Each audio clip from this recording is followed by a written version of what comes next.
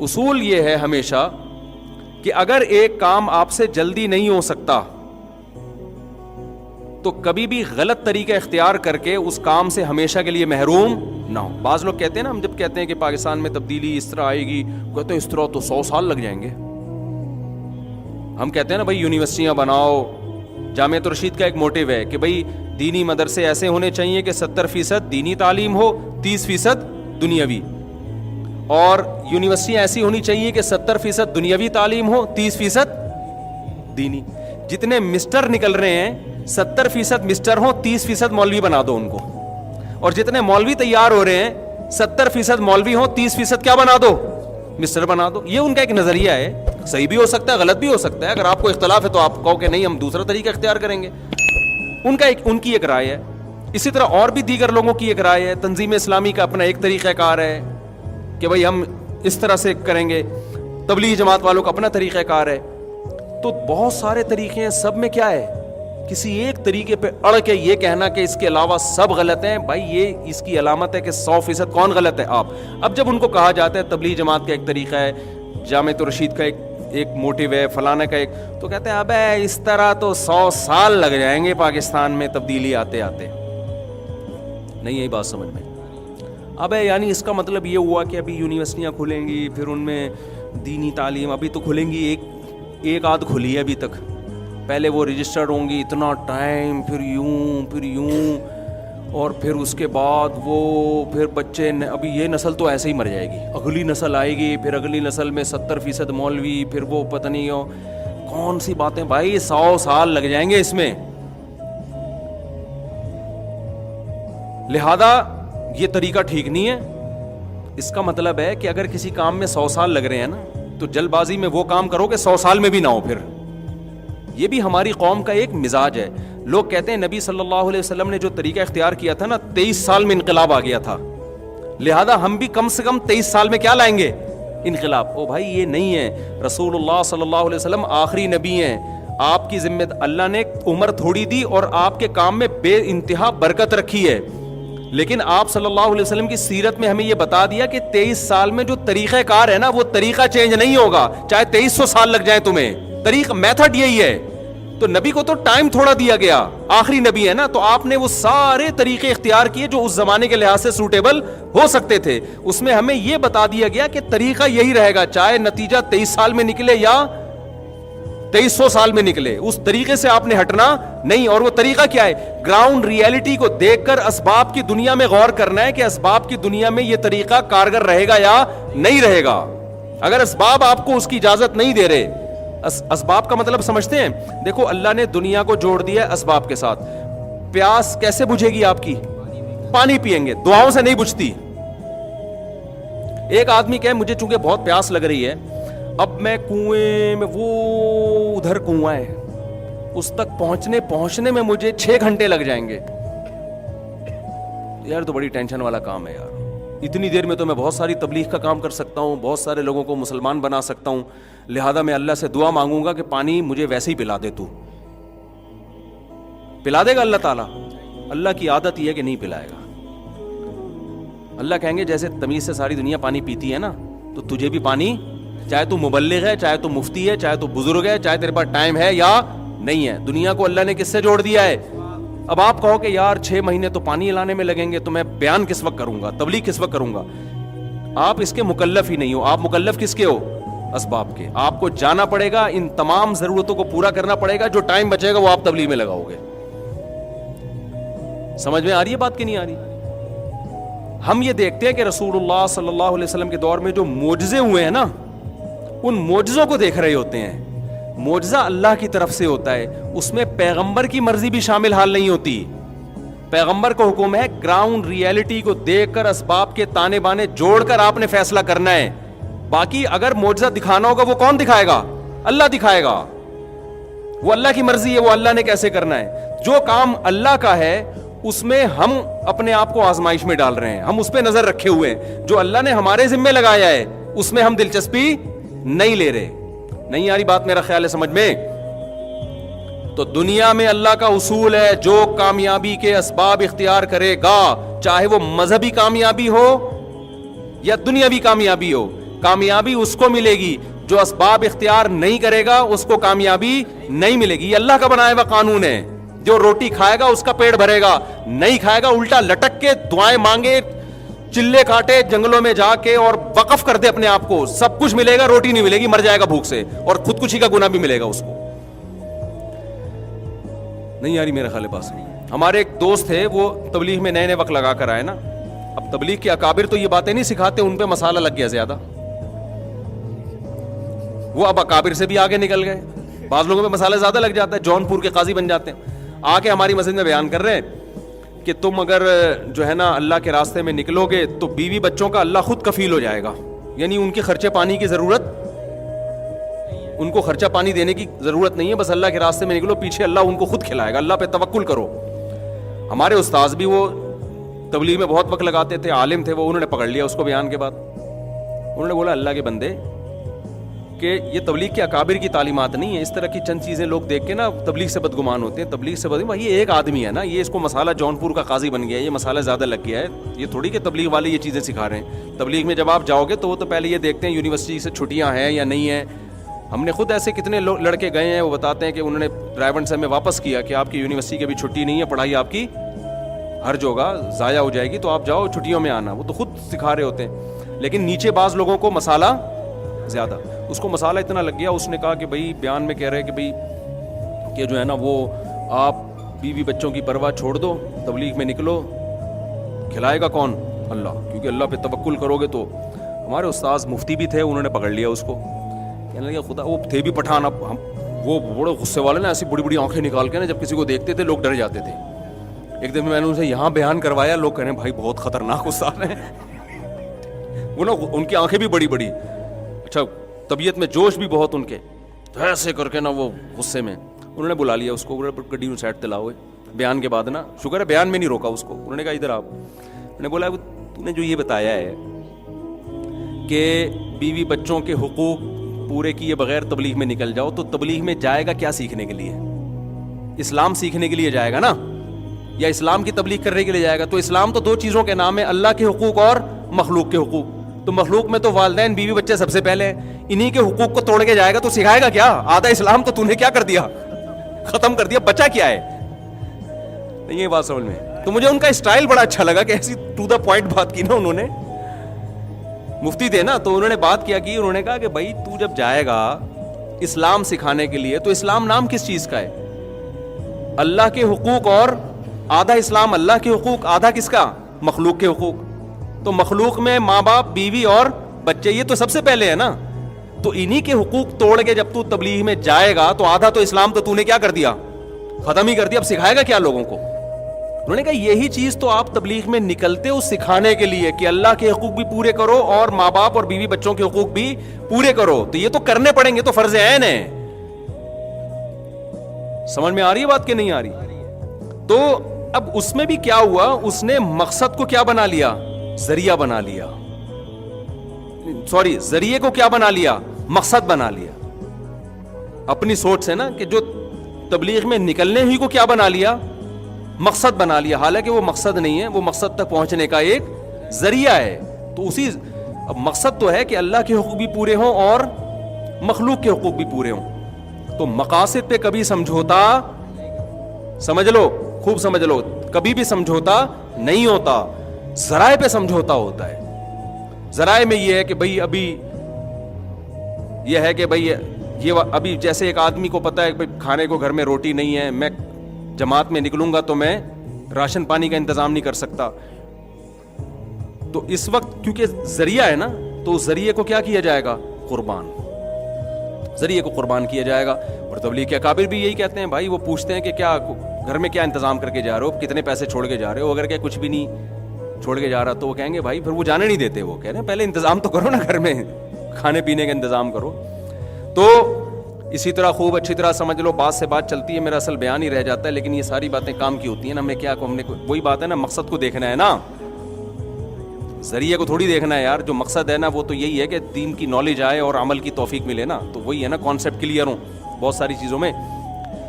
تو ہمارے ہاں بہت بڑا مسئلہ کیا ہے، مقاصد کو ہٹا کے ذریعے کو کیا بنا لیتے ہیں؟ مقصد. ہم رسول اللہ صلی اللہ علیہ وسلم کی سیرت میں دیکھتے ہیں جو آپ کے 10 سال کی سیرت اور 13 سال کی، تقریباً یہ 23 سال کی سیرت میں آپ کو قدم با قدم یہ ملے گا کہ آپ نے کسی ایک طریقے کو فوکس نہیں کیا. جہاں آپ نے سمجھا تلوار میں فائدہ ہے وہاں کیا؟ تلوار. جہاں آپ نے سمجھا جنگ کو ٹالنے میں اسلام کا فائدہ ہے وہاں جہاد کے اتنے فضائل بیان کرنے کے باوجود بھی آپ نے جنگ کو ٹالا ہے. یہودیوں سے سلوک کیے جو اسلام کے سب سے بڑے دشمن، ان سے آپ نے معاہدے کر لیے، سلوک کر لی. اور پہلی ہجرت کہاں ہو رہی ہے؟ غیر مسلم بادشاہ کے پاس. نہیں یہی بات سمجھ. اسلام نازل ہو رہا ہے، قل هو اللہ احد نازل ہوئی نا، یہ تو ابتدائی آیات میں سے ہے. اللہ الصمد لم یلد، اس نے کسی کو نہیں جنا، ولم یولد، نہ وہ جنا گیا. عیسائیت کی نفی ہو رہی ہے کہ نہیں ہو رہی سورہ اخلاص میں اتنے واضح لفظوں میں؟ لیکن صحابہ کرام پر جب ظلم ہوا مکہ میں تو عبداللہ بن مسعود اور حضرت جعفر طیار رضی اللہ عنہما ان کے وفد کو تیار کر کے عیسائی بادشاہ کے پاس بھیجا جا رہا ہے پناہ کے لیے، جو نجاشی ہے. بہت مشکل ہے بھائی بات سمجھانا. کس کے پاس بھیجا جا رہا ہے؟ تو بظاہر تو یہ اشکال ہوتا ہے کہ جس کے نظریے کی آپ نفی کر رہے ہیں، عیسائی تو اس کا تو بڑا دعویٰ یہ ہے کہ عیسیٰ علیہ السلام اللہ کے معاذ اللہ بیٹے ہیں، تو آپ کی تو نفی ہو رہی ہے کہ ہم اس کے قائل نہیں ہیں، ہم عیسیٰ کو اللہ کا بیٹا نہیں کہہ رہے. تو آپ نجاشی کے پاس ان صحابہ کو پناہ لینے کے لیے کیسے بھیج رہے ہیں؟ تو ہمارے نبی سے اگر ہم پوچھتے تو کیا جواب ملتا؟ بھائی ہم اپنے کانسیپٹ پہ کمپرومائز نہیں کر رہے. ہم نجاشی کے پاس جا کے بیان تھوڑی بدلیں گے کہ ہم تمہاری ہمدردیاں لینا چاہتے ہیں لہذا معاذ اللہ نقل کفر، ہم بھی اب عیسیٰ کو معاذ اللہ کا بیٹا کہیں گے اور ہم تمہارے دین میں آئیں گے. ہمیں یہ پتا چلا ہے کہ عیسائیت پر ہونے کے باوجود وہ ایک رحم دل اور نرم دل انسان ہے. مظلوموں کی مدد، چاہے وہ کسی بھی مذہب سے ہوں، مظلوموں کی وہ مدد کرتا ہے. اس کی اس رحم دلی سے ہم فائدہ اٹھائیں گے؟ نہیں یہ بات سمجھ. کیوں؟ اسلام کو بچانے کے لیے یہ ضروری تھا، کیونکہ جو ظلم مکہ میں صحابہ پہ ہو رہے تھے اس میں تو ڈر تھا کہ اسلام ہی ختم نہ ہو جائے، تو کوئی تو جگہ چاہیے تھی نا. ابے کیا ہو گیا؟ دیکھو نبی یہ بھی تو کر سکتے تھے نا کہ ہم بجائے عیسائی بادشاہ سے مدد لیں اور اس سے پناہ لیں اور اس کے محل میں جائیں، تو بہتر نہیں ہے کہ ہم اللہ سے مدد مانگیں؟ تو ہم تہجد کی رکعتیں تھوڑی اور زیادہ بڑھا دیتے. کیا خیال ہے؟ صبح یہ وظیفہ، شام کو یہ وظیفہ، اور لا الہ الا انت سبحانک انی کنت من الظالمین، اس وظیفے کو پڑھ کر جب یونس علیہ السلام کو مچھلی کے پیٹ میں سمندر کی تہ میں نجات مل سکتی ہے تو ہمیں مکہ میں مشرکین کے ظلم سے نجات کیوں نہیں مل سکتی؟ سمجھا پا رہا ہوں اپنی؟ یہ دینداروں کا فالٹ ہے بھائی، یہ اس کو ہم لوگوں کا فالٹ ہے، یہ اس کو سمجھو. آج جو دین پر آتا ہے وہ گراؤنڈ ریئلٹی سے ہٹ کے نا آسمانوں کی باتیں کرنا شروع کر دیتا ہے. نہ گھر میں تربیت کی کوشش ہو رہی ہے، بچوں کو آج کل ماں باپ ٹائم ہی نہیں دے رہا. دعائیں کروا رہے ہیں امام صاحب میرا بچہ بگڑ رہا ہے، بچے مجھ سے محبت نہیں کرتے، اتنے ابا کے فضائل سن لیے مفتی صاحب سے پھر بھی محبت نہیں کر رہے ہیں. بچہ دیکھ رہا ہے ابا انگریزوں کے ہاں ابا ہوتے ہی نہیں ہے، ہمارے یہاں ہو کے بھی کوئی فائدہ نہیں ہے. میں سمجھا پا رہا ہوں؟ بچہ دیکھ رہا ہے کہ مفتی صاحب بیان میں کہتے ہیں کہ گورا ابا لیس ہو گیا ہے. بہت سارے نہیں، جو گورے میرا بیان سن رہے ہیں ان کے ہوں گے بھائی. تو کہہ رہے ہیں ہمارے ہاں تو ابا ہیں تو آئی ڈی کارڈ میں ہیں، نادرہ میں ہیں، گھر میں تو ہم نے ان کو کبھی دیکھا ہی نہیں. ایک صاحب نے بتایا کہ میرے بچے نا انچ کے حساب سے بڑھ رہے ہیں.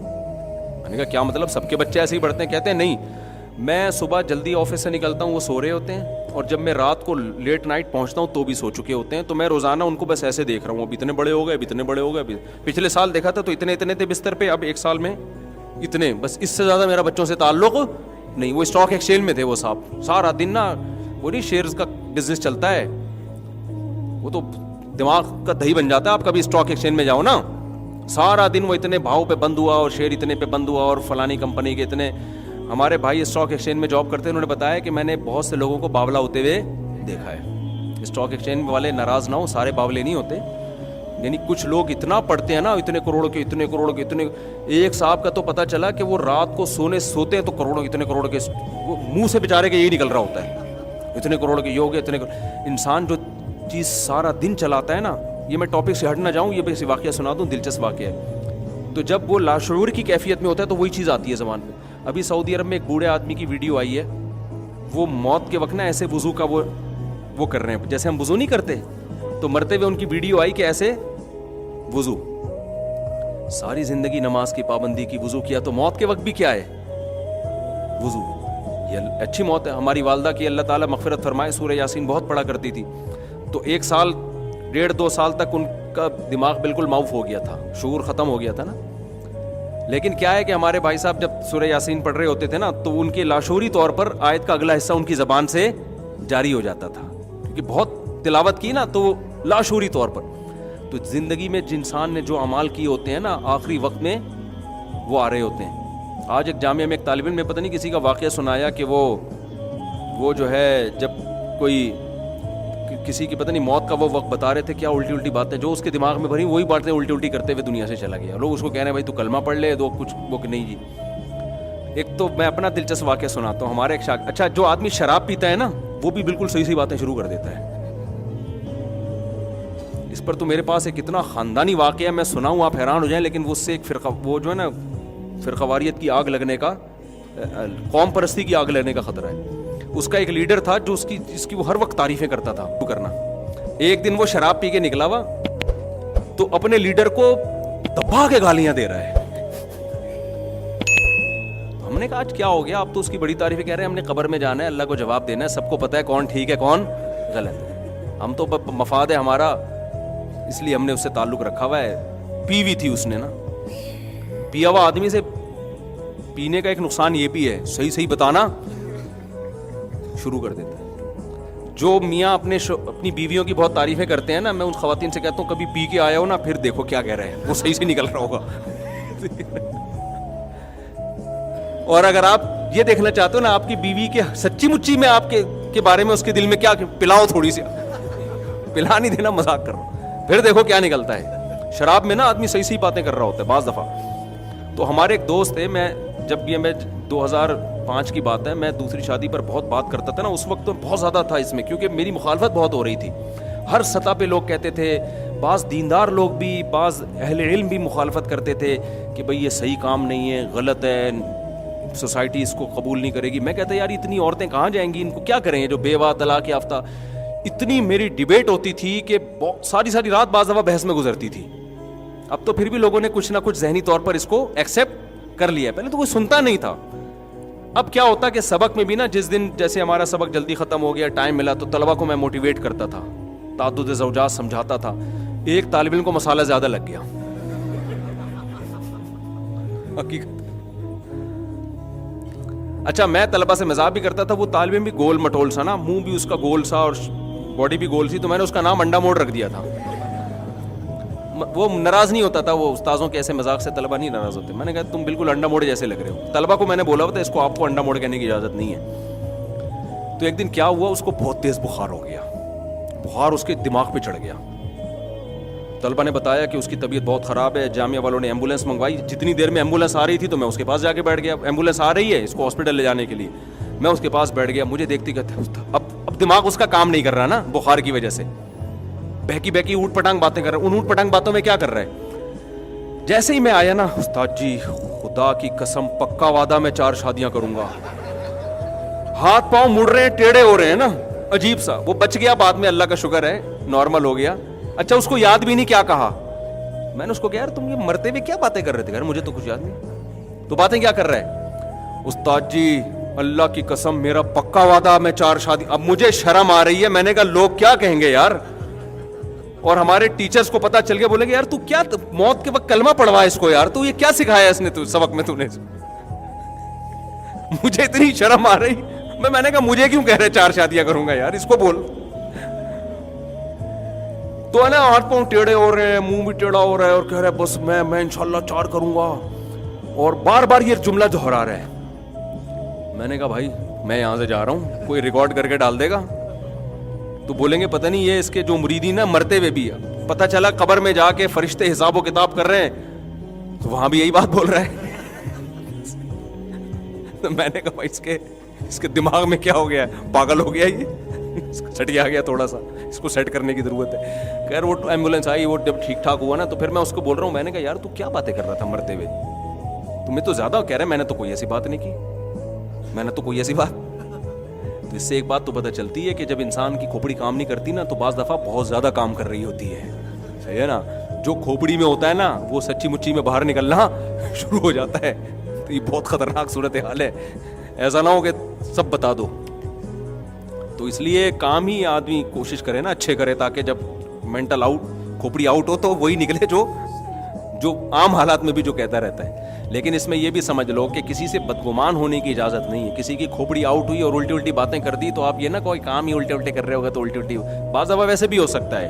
تو یہ کوئی کرائٹیریا نہیں ہے, میں نے تو ایک نارمل حالت بتائی ہے کہ جو کام کر رہا ہوتا ہے اکثر کھوپڑی آؤٹ ہوتی ہے تو وہی نکل کے آتا ہے اس کا سامنے. تو خیر ہم کیا بات کر رہے تھے, ہم دیکھتے ہیں رسول اللہ صلی اللہ علیہ وسلم کی سیرت میں آپ صلی اللہ علیہ وسلم نے ہمیشہ کس کو دیکھ کے فیصلہ کیا ہے, زمینی حقیقت. کبھی جنگ لڑ رہے ہیں, کبھی جنگ کو ٹال رہے ہیں. اور وہ میں واقعہ بیان کر رہا تھا یار, ایک واقعہ آیا تھا وہ دماغ سے, اسٹاک ایکسچینج کا تو ویسے ہی سمجھانے کے لیے آ گیا نا. خیر ہم نبی صلی اللہ علیہ وسلم کی سیرت میں, ہاں نجاشی کے پاس آپ بھیج رہے ہیں کے پاس. اب ہونا بظاہر تو یہ لگتا ہے کہ بھائی آیت کریمہ کا ورد ہوتا ہے, بھائی مکہ میں ظلم ہو رہا ہے, بجائے اس کے کہ غیر مسلم بادشاہ سے. بھائی بات یہ ہے کہ وہ پاورفل ہے, مکہ والے بھی ہمارے نظریات سے متفق نہیں ہیں, حبشہ والے بھی متفق نہیں ہیں, لیکن وہ رحم دل ہیں. وہ کیا ہیں, وہ رحم دل ہیں. وہ مظلوموں کی مدد کرتا ہے چاہے اس کا اس کے مذہب سے تعلق ہو یا نہ ہو. تو ایسے موقع پہ غیر مسلم ریاست سے مدد لی گئی ہے. وجہ کیا ہے کہ بھائی اگر اسباب اختیار نہیں کیے جائیں, آپ پورا اسباب اختیار کریں گے پھر آیت کریمہ بھی پڑھو, پھر اللہ سے دعائیں بھی, ان کی نفی نہیں کر رہے ہم کہ آپ اللہ سے نہ مانگیں. یونس علیہ السلام تو مچھلی کے پیٹ میں کچھ کر نہیں سکتے تھے نا, ان کے پاس تو آیت کریمہ کے علاوہ کوئی آپشن تھا ہی نہیں, وہ نکل تھوڑی سکتے تھے سمندر کی تہہ میں مچھلی کے پیٹ سے. جس کے پاس بہت کچھ کرنے کا آپشن ہو تو سارا ایڑی چوٹی کا وہ زور لگائے, اس کے بعد دعائیں مانگے, پھر اللہ ان دعاؤں میں جان ڈالے گا. پھر جو اسباب سے ہوگا وہ اسباب سے ہوگا, اللہ ہی کرے گا اس میں بھی. جو اسباب سے نہیں ہوگا تو اللہ وہاں کرامتیں اور معجزے دکھائے گا. پھر وہ سمجھتے ہیں کہ نہیں سمجھتے ہیں, ایسے موقع پہ معجزے بھی ظاہر ہوں گے. معجزے تو پیغمبروں کے ہوتے ہیں, اہل اللہ کی کرامتیں, اور ایسے موقع پہ کرامتیں بھی ظاہر ہوں گی. ہم چاہتے ہیں کہ ہم گھنے بن کے بیٹھے رہیں اور کرامتیں ہم پہ ٹوٹنا شروع ہو جائیں, مردے بولنا شروع کر دیں, اور آسمان سے جو ہے نا رزق برسنا شروع ہو جائے, ملک کی حالات کیا ہو جائیں, ٹھیک ہو جائیں, تبدیلی آ جائے. کیونکہ ہم کہتے ہیں ایک دم تبدیلی آئے, بھائی ایک دم کیسے آئے گی, تو وہ فرشتے اترے تھے نا, تو ہمارے لیے بھی اتر جائیں گے فرشتے اترے تھے تو جبریل آئیں گے, فرشتے آئیں گے, اور ہم ملک میں کیا آ جائے گی. بھائی ہم نے گراؤنڈ ریئلٹی کو دیکھ کر کام کرنا ہے. ہمیں لگ رہا ہے کہ 100 سال بعد نتیجہ نکلے گا, لیکن عین ممکن ہے اللہ, ہم نے چونکہ محنت کا رخ صحیح اگر رکھا ہے, عین ممکن ہے اللہ 15 سال میں نتیجہ نکال دے, یہ کرامت ہو جائے. میں سمجھا پا رہا ہوں اپنی بات. ہم نے گراؤنڈ ریئلٹی کو دیکھ کر ملک میں انقلاب لانے کی کوشش کرنا ہے کہ یار یہ سوٹیبل طریقہ ہے, یہ چل سکتا ہے, تو آپ وہ کریں گے تو لگے گا 100 سال بعد, لیکن عین ممکن ہے وہ انقلاب کب آ جائے, 15 سال میں آ جائے, 20 سال میں آ جائے. رخ آپ کا صحیح ہونا چاہیے. اگر رخ ہی صحیح نہیں ہے میرے بھائی, 100 کیا 1000 سال بھی ہو جائیں گے نا, اور دھنستے چلے جاؤ گے اور دبتے چلے جاؤ گے. سمجھتے ہو کہ نہیں سمجھتے ہو. تو خیر میں نے بات یہاں سے شروع کی تھی. یار ایک تو یہ گھڑی بھی دیکھو, اسباب دیکھو. اچھا یہ ٹائم صحیح کر دیا انہوں نے, شکر. ورنہ ہمیشہ یہ 10 بجا رہی ہوتی ہے, 11 بجا رہی ہوتی ہے, 12 دوپہر کے. تو یہ الحمدللہ گراؤنڈ ریئلٹی سمجھ رہے ہیں, گھڑیاں ہی ٹھیک نہیں ہیں ہماری. میں یورپ میں گیا نا, وہاں میں نے لوگوں کو دیکھا ٹرین میں نا, سب اسٹڈی کر رہے ہیں, مطالعہ کر رہے ہیں. یہاں ہمیں بندہ ترس جاتے ہیں, ہم کسی کے ہاتھ میں کتاب نظر آ جائے. صحیح بتا دوں آپ, تو آپ کہہ رہے ہیں کہ ہمیں ملک میں کیا چاہیے, نظام کی تبدیلی چاہیے. کیا چاہیے, تبدیلی چاہیے. کتاب سے نفرت اور موبائل سے سارا دن لگے ہوئے ہیں. تو کیا تمہیں پتہ ہی نہیں ہے دنیا کی, یعنی اگر خلافت عثمانیہ کی بھی ہسٹری ہے نا تو پڑھیں گے نہیں, ارطغرل ڈرامہ دیکھیں گے. ابے تو ہسٹری پڑھ لے یار, پھر دیکھ لینا ڈرامہ. تو ہسٹری جو اوریجنل سچی مچی کی ہے وہ تو ڈرامے میں تو ڈرامہ زیادہ ہوتا ہے, ہسٹری کم ہوتی ہے. اب دیکھو ڈراموں میں جو ہسٹری ہوتی ہے نا, جیسے خطیب جب ہسٹری بیان کرتے ہیں نا تو اس میں خطابت زیادہ ہوتی ہے. ہسٹری خطیب یا ڈراموں میں ہسٹری کہ اس نے یہ کہا, پھر جواب میں اس نے یہ کہا, پھر اس کی پیشانی پہ لکیریں آئیں, پھر جذباتی ہوا, پھر پسینہ نکلا. ابے اتنا کون بیٹھ کے لکھ رہا ہوتا ہے؟ یہ تھوڑی ہوتا ہے, اس میں ڈرامہ زیادہ ہوتا ہے, ہسٹری بہت تھوڑی سی ہوتی ہے. خیر, تو میں یہ عرض کر رہا تھا کہ اللہ تعالیٰ جو ہے نا باطل کو پنپنے نہیں دیتے. اب کوئی بھی جذباتی طریقے سے بھی آئے گا یا کوئی بھی اکابر سے آپ کو علماء سے ہٹائے گا, جو صحیح جو سلسلہ صدیوں سے چلا آ رہا ہے, تو وہ تھوڑا دن چلتا ہے, اس کی موت کے ساتھ ہی وہ سیٹ اپ ختم. اور ان باطل لوگوں میں ایک چیز مشترک ہے کہ ان کا چونکہ کوئی استاذ نہیں ہوتا نا, لہذا ان کے جو شاگرد ہوتے ہیں وہ خود استاذ کے ٹریک سے بھی ہٹ جاتے ہیں. ان میں 4-5 سلسلوں تک کوئی بھی ایک بھی ایسی شخصیت نہیں ہے جو 4-5 نسلوں تک سب کے نظریات سیم ہو. اگلے کے بالکل اور ہٹے ہوئے ہوں گے, اس سے اگلا بالکل کنٹرول سے باہر ہوگا, اس سے اگلا ایک نیا فرقہ بنا رہا ہوگا. اور جو اکابر سے منسلک ہے نا صدیوں سے, وہ ایک ہی ٹریک پر 1400 سال سے چلتے چلے آ رہے. صحابہ کا مسئلہ دیکھ لو, صحابہ کے بارے میں تابعین, تبع تابعین, پھر ان کے شاگرد, پھر ان کے شاگرد, پھر فقہا, محدثین, صدیوں سے ایک ہی ٹریک پر چلے آ رہے ہیں. امام احمد بن حنبل, امام شافعی, امام مالک, امام ابو حنیفہ, پھر ان کے شاگرد, پھر ان کے شاگرد, ان کے استاذ بھی. وہ کیا ہے کہ تمام کے تمام صحابہ عادل ہیں, ان میں کسی کی شان میں بھی گستاخی جائز نہیں ہے. چاہے حضرت معاویہ ہو, چاہے حضرت ابو سفیان ہو, ان سے جو غلطیاں ہوئیں اجتہادی غلطیاں ہوئیں, اور ان کی جو نیکیاں تھیں وہ ان کی خطاؤں سے زیادہ ہیں. اس میں آپ کو سیم ملے گا.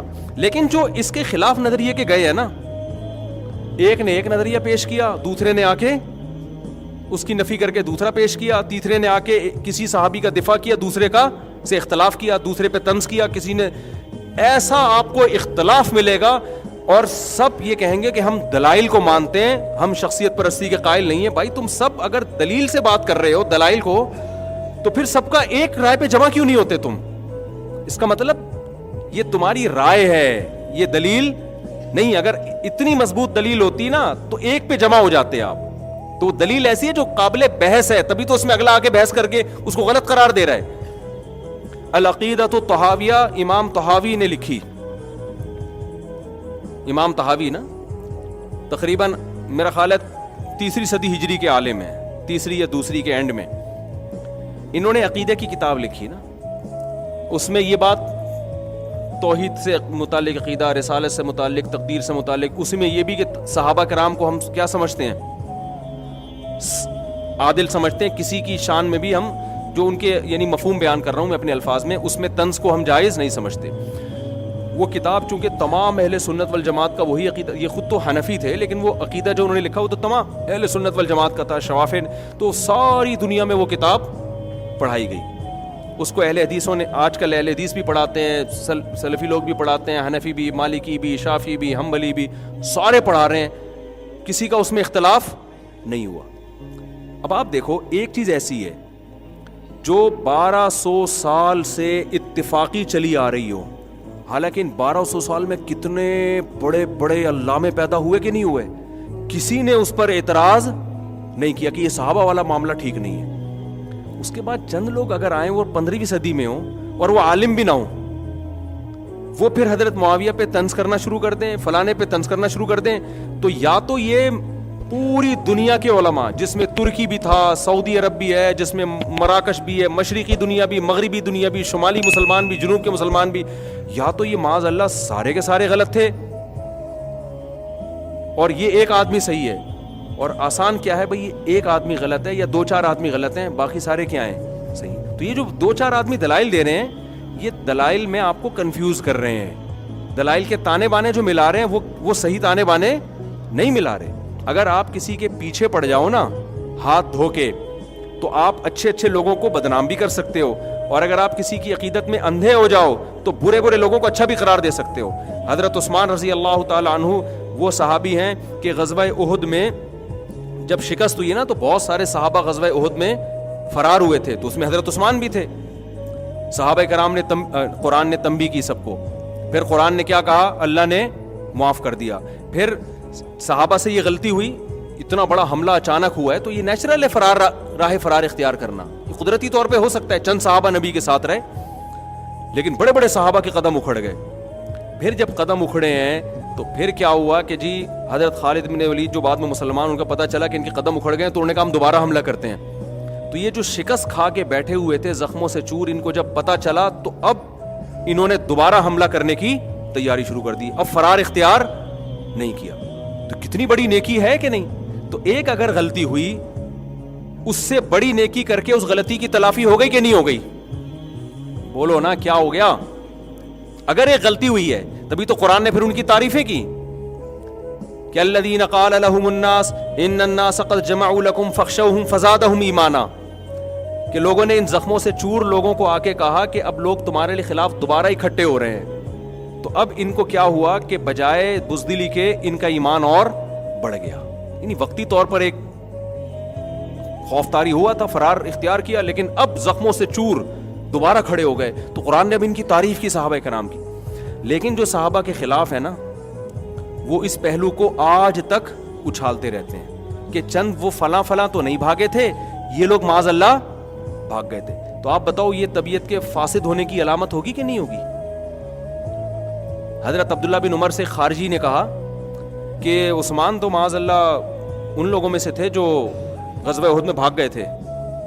حضرت عبداللہ بن عمر نے فوراً جواب دیا کہ ان کا فرار ہونا قرآن کہہ رہا ہے کہ ہم نے وہ کیا کر دیا ہے, معاف. جب اللہ نے معاف کر دیا تو آپ کون ہوتے ہیں بھائی پوچھنے والے؟ تو کیسا اجماعی عقیدہ امت کا چلا آ رہا ہے. تو کوئی بھی دلائل کے تانے بانے لگا کے نا, حوالے اور ریفرنس دے کے آپ کو صحابہ سے ہٹانے کی کوشش کر رہا ہے. آپ کے پاس اگر جواب نہیں بھی ہو, بعض دفعہ نہیں ہوتا انسان کے پاس, اس وقت نہیں تیاری ہوتی, وہ لاجواب ہو جاتا ہے. آپ کا بھائی تیرے دلائل ہوں گے, لیکن یہ پوری امت گمراہی پہ جمع بولو نہیں ہو سکتی. اور اس کے بارے میں یقین کر لو اللہ ان کو پنپنے نہیں دیں گے. یہ 2-4 چلے گا تھوڑا عرصہ, یعنی اس طرح کے لوگ جو بھی صحابہ کے خلاف, اگلی نسل چینج ہو جائے گی, یا اگلی نسل کوئی نیا فرقہ لے کر آئے گی. یعنی باطل فرقہ زیادہ عرصہ چلتا نہیں ہے, ان کے نظریات چینج ہوتے رہتے ہیں. آپ بدعتوں کو دیکھ لو نا. آپ مجھے بتاؤ ربیع الاول میں ہر سال بدعتوں کا اسٹائل چینج ہو رہا ہے کہ نہیں ہو رہا؟ 100 سال پہلے جس طرح ربیع الاول منایا جا رہا تھا, جو بھی بدعتی لوگ کر رہے تھے, 100 سال کے بعد چینج, اگلے 100 سال میں اور زیادہ چینج. تو ایک بدعت کنٹینیو کبھی بھی نہیں چلتی. سنت کنٹینیو 1400 سال سے چلی آ رہی ہے. سمجھتے ہو گے نہیں سمجھتے؟ تو جو چیز کنٹینیو نہیں چل رہی, اس کا مطلب اللہ اسے پنپنے نہیں دے رہا, اس کا مطلب وہ حق پر نہیں ہے. تو اللہ نے پیغمبر صلی اللہ علیہ وسلم کو یہ بتایا کہ آپ اگر معاذ اللہ پہ جھوٹ باندھیں گے, اللہ آپ کو نہیں چلنے دے گا. تو اس میں اللہ نے میسج دے دیا کہ کوئی بھی اسلام میں تحریف کی کوشش کرے گا, اس کو میں زیادہ عرصہ چلنے نہیں دوں گا. اس باطل فرقے جتنے بھی آج آپ کو نظر آتے ہیں نا, آپ کہیں گے یہ فرقہ تو 1200 سال پہلے بھی تھا. 1200 سال پہلے اس کی کنڈیشن کچھ اور تھی, 1300 سال پہلے 1100 سال پہلے وہ چینج ہوا, 500 سال پہلے الگ, اور آج جس کنڈیشن میں وہ بالکل الگ ہے, اور اگلے سالوں میں بالکل ہی اور ہی کوئی چیز ہو گیا. وہ تواتر کے ساتھ کنٹینیو نہیں چل سکتی کوئی بھی باطل چیز, اسلام میں نہیں چل سکتی. کھوپڑی کلیئر ہوئی؟ تو اس لیے ہمیں اس سے سبق کیا ملتا ہے کہ جو چیز ہمیشہ سے چلتی آ رہی ہے وہ ٹھیک ہے, کیونکہ اس کا مطلب اللہ اسے پنپنے دے رہا ہے. پنپنے کا مطلب سمجھتے ہیں؟ اصل میں ایسا لفظ پہ جا رہے ہیں, پنپنا کیا ہوتا ہے, پورا بیان ہی غلط ہو جائے گا پھر. برقرار یعنی اس کو ایک پنپنے کا پنپنا ہی ہے اور کچھ نہیں ہے اس کا. تو جو بھی چیز ہے نا وہ ہمیشہ, تو جتنے بھی اہل حق ہیں ان کی پورا ایک سیٹ اپ ملے گا وہ پورا آخر تک, اور جو بھی باطل چیز آئے گی وہ. تو اس میں ہمیں ایک سبق تو یہ ملا کہ جو چیز صدیوں سے آ رہی ہے وہ ٹھیک ہے, اور جو چینج ہو رہی ہے وہ یا نئی آ رہی ہے مارکیٹ میں, چاہے کتنا قرآن و حدیث کا لیبل لگاؤ, وہ کبھی بھی ٹھیک نہیں ہو سکتا.